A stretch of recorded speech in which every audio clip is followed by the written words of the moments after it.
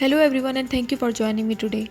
I have a crucial and unfolding story to share, so I urge you to watch until the end to fully understand the depth of this matter. Trudeau's startling claim. Recently, Canadian Prime Minister Trudeau made a startling claim. He alleged the involvement of the Indian government in the murder of a Canadian Sikh leader, Hardeep Singh Najjar. Who was Hardeep Singh Najjar?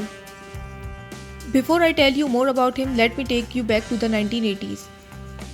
During the 1980s and early 1990s, a violent Khalistan separatist movement took place. Many people in Punjab wanted it to become a separate country called Khalistan, and this movement resulted in thousands of casualties. Today, many vocal supporters of this movement reside in different countries. As a result of this movement, Najjar found himself wanted by Indian authorities, accused of involvement in an alleged attack on a Hindu priest in India. The Indian government had offered a cash reward for information leading to his arrest. Supporters of Sikh Homeland, an independent Khalistani state, refuted the Indian government's accusation against Hardeep, asserting that Najjar was not a terrorist. In order to save his life, Najjar fled to Canada, where he obtained citizenship. However, even on Canadian soil, he faced threats from India. Canada's spy agency had warned him about these threats, according to the World Sikh Organization of Canada. On June 18, 2023, Hardeep Singh Najjar was tragically assassinated in a target shooting. Shockingly, Prime Minister Trudeau revealed that Canada's national security apparatus has reason to suspect that agents of the Indian government were responsible for the murder of this Canadian citizen. Najjar was not just an ordinary Canadian citizen, he was also the president of the Gurdwara. Trudeau said any involvement of a foreign government in the killing of a Canadian citizen on Canadian soil is an unacceptable violation of our sovereignty. It is contrary to the fundamental rules by which free, open and democratic societies conduct themselves. Canada-India Trade Agreement. This accusation has shaken already tense relations between India and Canada. The two nations, who earlier this year stated they could reach an outline of a trade agreement by the end of 2023, have suddenly halted negotiations. India is Canada's 10th largest economic partner, and trade negotiations have been ongoing for more than 10 years. Trudeau encouraged the Indian government to cooperate with Canada to get to the bottom of this matter and take part in the ongoing inquiry. Indian Government of External Affairs rejected Trudeau's claim and referred to them as absurd. Such unsubstantiated allegations seek to shift the focus from Khalistani terrorists and extremists who have been provided shelter in Canada and continue to threaten India's sovereignty and territorial integrity, the statement said.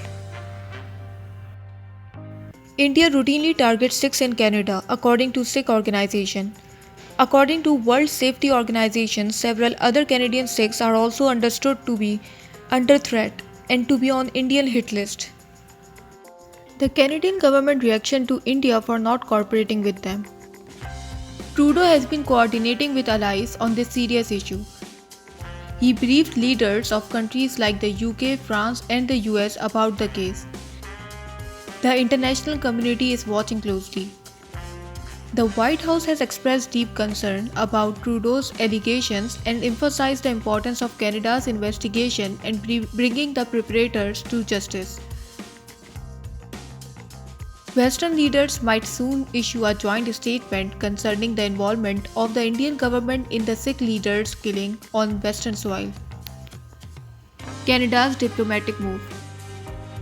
As India refused to cooperate with the Canadian government, the Minister of Foreign Affairs announced her decision to instruct the removal of a senior Indian diplomat, Pawan Kumar Rai, who serves as the director of India's Foreign Intelligence Service (RAW) in Canada. In response to this, a few hours later, India announced that it had expelled a Canadian diplomat and given them 5 days' notice to leave the country.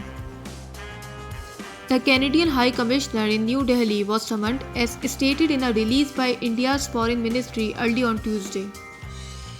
The decision reflects the Government of India's increasing concern about Canadian diplomats interfering in our internal matters and their involvement in anti-India activities, the ministry added.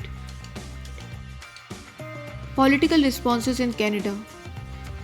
Canadian leaders have responded passionately. Opposition leader called the situation outrageous and stressed the need for protecting Canadians from extrajudicial executions. NDP leader Hardeep Singh pledged to use every tool to bring those responsible to justice. Ongoing investigation. Currently, the Royal Canadian Mounted Police is in charge of the murder investigation, with Public Safety Minister Dominic asserting that the perpetrators will be held accountable. Yesterday on 21st September, India has issued travel advisory for Canada, asked Indian citizens and students to exercise utmost caution when travelling to Canada. India has also suspended visa services for the Canadian nationals, including those of Indian origin. G20 Summit Meeting. At the G20 Summit in New Delhi last week, Trudeau claimed to have raised the issue with Indian Prime Minister Narendra Modi. Modi expressed strong concerns about the ongoing presence of anti-Indian activist and extremist elements in Canada to Trudeau.